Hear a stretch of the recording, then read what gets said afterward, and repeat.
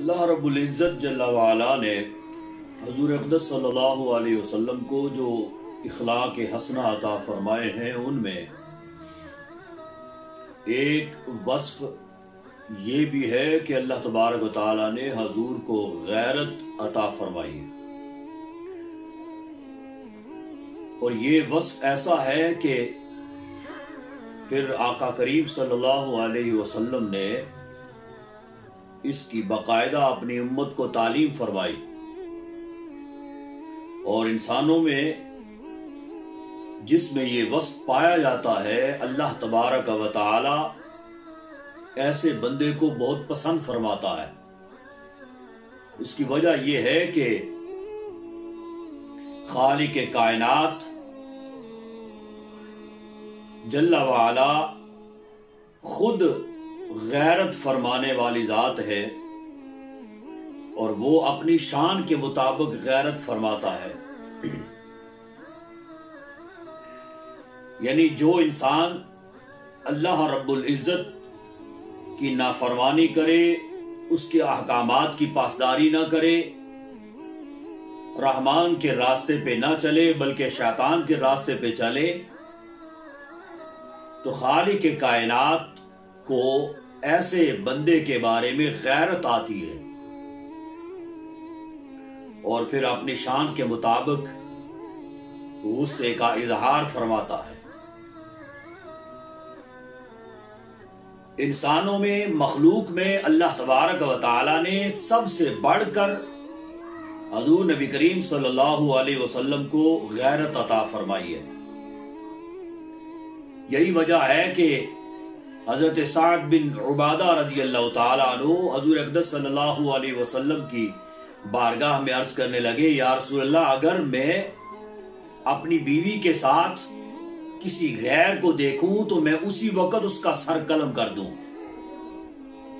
حضور نبی کریم صلی اللہ علیہ وسلم صحابہ سے مخاطب ہوئے، فرمایا، اے صحابہ، جانتے ہو کہ سعد کے اندر کس قدر غیرت پائی جاتی ہے؟ صحابہ نے عرض کیا، یا رسول اللہ، بہت زیادہ۔ حضور نے فرمایا کہ یہ یاد رکھو کہ اللہ تبارک و تعالی نے اس سے بھی کئی گنا زیادہ مجھے غیرت عطا فرمائی ہے۔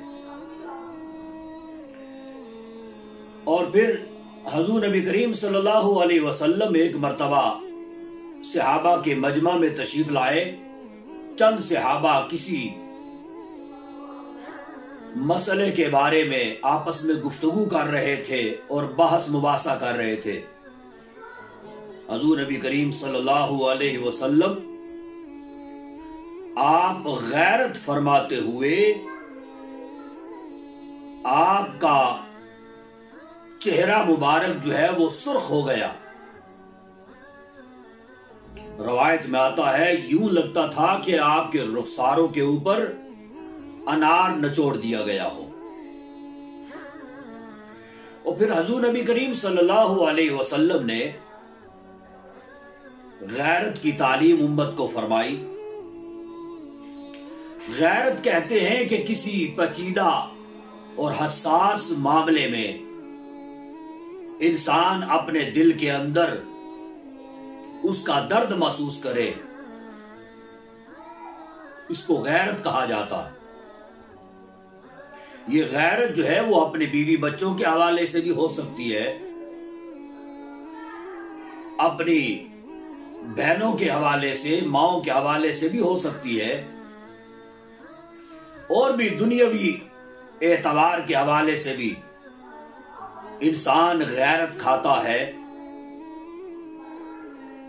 لیکن سب سے بڑھ کر غیرت جو ہے وہ یہ ہے کہ دین کے حوالے سے انسان اپنے اندر غیرت پیدا کرے، مذہبی اعتبار سے، رسول اللہ صلی اللہ علیہ وسلم کی ناموس کے حوالے سے، آپ کی حرمت کے حوالے سے انسان اپنے اندر غیرت پیدا کرے۔ حضور نبی کریم صلی اللہ علیہ وسلم کی امت میں سب سے غیرت مند اور سب سے زیادہ اپنے اندر حمیت پیدا کرنے والا سب سے زیادہ اپنے دل میں دین کی درد محسوس کرنے والا، دین کی تڑپ محسوس کرنے والا اگر کوئی ہے تو وہ حضرت عمر فاروق رضی اللہ تعالیٰ عنہ ہے۔ حضور نبی کریم صلی اللہ علیہ وسلم نے اپنے ارشاد عالیہ میں حضرت عمر فاروق رضی اللہ تعالیٰ عنہ کی غیرت کی باقاعدہ تعریف فرمائی۔ فرمایا کہ میری امت میں سب سے بڑھ کر غیرت مند انسان عمر فاروق رضی اللہ تعالیٰ عنہ ہیں۔ اور پھر فرمایا کہ اے عمر، میں جنت کی سیر کر رہا تھا، ایک محل کے قریب سے گزرا جو ہیرے جواہرات سونا چاندی سے بنا ہوا ہے، بہت عالیشان قسم کا محل ہے۔ پتہ چلا کہ عمر فاروق کا محل ہے، تو میں نے چاہا کہ اندر جاؤں اور جا کے دیکھوں۔ جب جانے لگا ہوں تو پھر اے عمر، مجھے تیری غیرت یاد آ گئی۔ عمر فاروق رضی اللہ تعالیٰ عنہ گڑ گڑا کے رونے لگے، عرض کرنے لگے یا رسول اللہ صلی اللہ علیہ وسلم، میرے ماں باپ آپ پر قربان ہو، میں اور آپ کے حوالے سے غیرت کروں گا؟ یہ کیسے ممکن ہو سکتا ہے؟ کہا کہ یہ جو کچھ بھی نعمتیں ملی ہیں، جنت ملی ہے، جنت کے محلات ملے ہیں، جو کچھ بھی ملا ہے یا رسول اللہ، یہ آپ کے قدموں کے توسل سے ہی تو ملا ہے۔ اور پھر حضرت عمر فاروق رضی اللہ تعالیٰ عنہ ابتدائی اسلام کے دور میں جب رسول اللہ صلی اللہ علیہ وسلم نے اعلان نبوت فرمایا تو آپ اور چند صحابہ غاروں میں چھپ کے عبادت کیا کرتے تھے۔ عمر فاروق رضی اللہ تعالیٰ عنہ جب مشرف با اسلام ہوئے اور حضرت امیر حمزہ رضی اللہ تعالیٰ عنہ، آپ کے اور امیر حمزہ رضی اللہ تعالیٰ عنہ کے ایمان میں چند دن کا فاصلہ ہے، تو عمر فاروق رضی اللہ تعالیٰ عنہ عرض کرنے لگے یا رسول اللہ، یہ جھوٹے خداؤں کو ماننے والے سرعام ہی اپنے بتوں کی پوجا کریں، اور ہم تو سچے رب کو ماننے والے ہیں، ہم چھپ چھپ کے اس کی عبادت کریں، یہ کیسے ممکن ہو سکتا ہے؟ لہذا ہم بھی سرعام علی اعلان جو ہے وہ عبادت کریں گے۔ رسول اللہ صلی اللہ علیہ وسلم نے فرمایا اے عمر، ابھی ہماری خاطر خواہ تعداد نہیں ہوئی ہے، نہ رب تعالیٰ کی طرف سے حکم ہوا ہے۔ اگر اللہ تبارک و تعالیٰ کی طرف سے حکم صادر ہو گیا تو ہم بھی علی اعلان عبادت کریں گے۔ عمر فاروق رضی اللہ تعالیٰ عنہ عرض کرنے لگے یا رسول اللہ، نہیں، ہم بھی حرم مکہ میں علی اعلان عبادت کریں گے۔ آپ کے اعلان کے بعد پھر شان یہ تھی کہ دو صفوں میں قطار کے اندر ایک صف کے آگے حضرت امیر حمزہ رضی اللہ تعالیٰ عنہ تھے، ایک صف کے آگے حضرت عمر فاروق رضی اللہ تعالیٰ عنہ تھے۔ اس شان سے آپ حرم مکہ میں داخل ہوئے کہ کفار مکہ یہ دیکھ کر حیران اور پریشان ہو گئے، اور اس وقت رسول اللہ صلی اللہ علیہ وسلم نے آپ کو فاروق کا لقب عطا فرمایا۔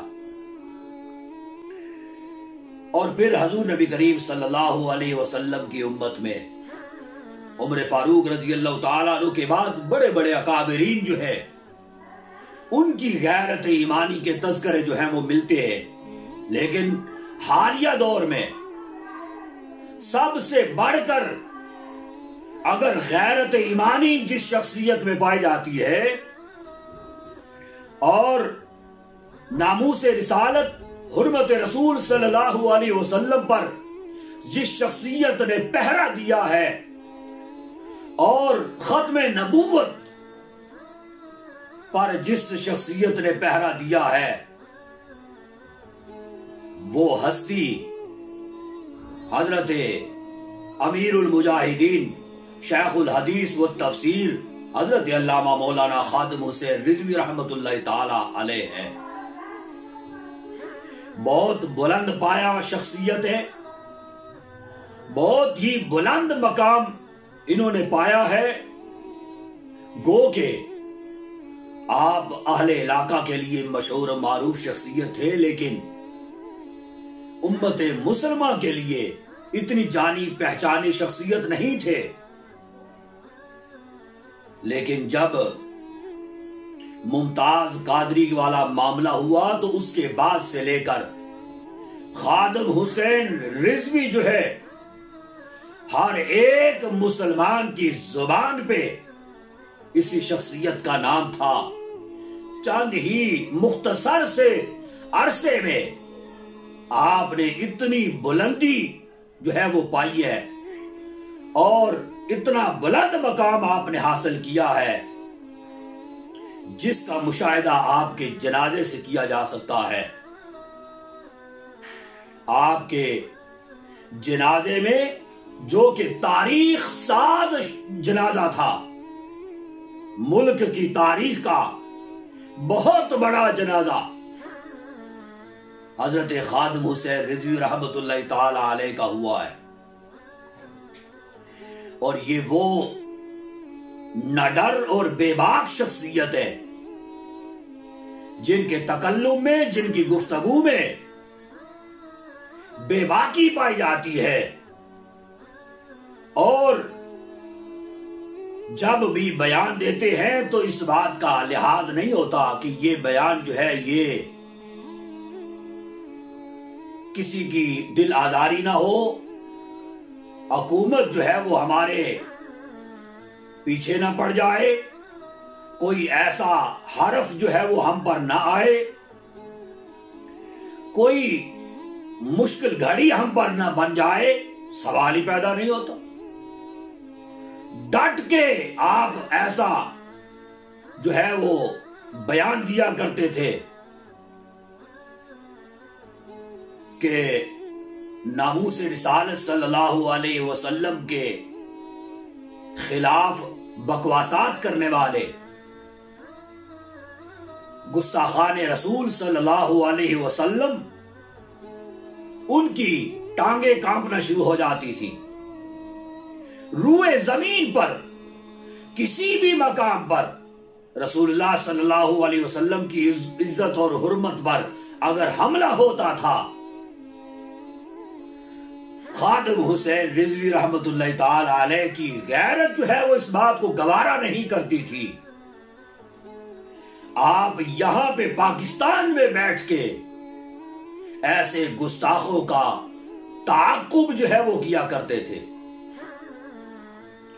اور امام احمد بن حنبل فرمایا کرتے تھے کہ ہمارے جنازے جو ہیں وہ اس بات کی گواہی دیں گے کہ ہم حق اور سچ پر ہیں. یہی وجہ ہے کہ مولانا خادم حسین رضوی رحمت اللہ تعالی علیہ کا جنازہ بہت بڑا مثالی جنازہ ہے. ہر ایک بندے نے اس کا مشاہدہ کیا ہے کہ ملک کی تاریخ میں اتنا بڑا جنازہ کسی کا نہیں ہوا. اور اس جنازے میں ہر مکتبہ فکر کا بندہ جو ہے وہ اس میں شامل ہوا اور جنازے میں شامل ہونے کو اس نے اپنا اعزاز سمجھا. یہ ان کی سچائی اور صداقت کی دلیل ہے. اور مولانا خادم حسین رضوی رحمت اللہ تعالی علیہ آپ دنیا سے تو رخصت ہو گئے، لیکن یہ قطعی طور پر نہ سمجھا جائے کہ مولانا خادم حسین رضوی اگر دنیا سے چلے گئے تو وہ ان کی تحریک جو ہے وہ دب جائے گی، سوال ہی پیدا نہیں ہوتا. اگر ایک مولانا خادم حسین رضوی تھا تو اب کروڑوں مولانا خادم حسین رضوی ہیں. ان کا مشن جو ہے وہ جاری و ساری رہے گا، اور وہ مشن جو ہے وہ کوئی ان کا وہ انانیت کا مشن نہیں تھا، بلکہ فقط ناموس رسالت، حرمت رسول اور ختم نبوت کا مشن ہے. جو بھی رسول اللہ صلی اللہ علیہ وسلم کی عزت اور حرمت پر انگلی اٹھے گی، اس انگلی کو کاٹ دیا جائے گا. آنکھ اٹھے گی، آنکھ اگر کھلے گی گستاخ رسول کی، اس آنکھ کو نکال دیا جائے گا. اس لیے کہ یہ مشن جو ہے یہ مولانا خادم حسین رضوی کا ہے. اس لیے کہا کرتے تھے کہ نہ جب تک کٹ مروں خواجہ بطحا کی عزت پر کامل میرا ایمان ہو نہیں سکتا. وما علینا الا البلاغ.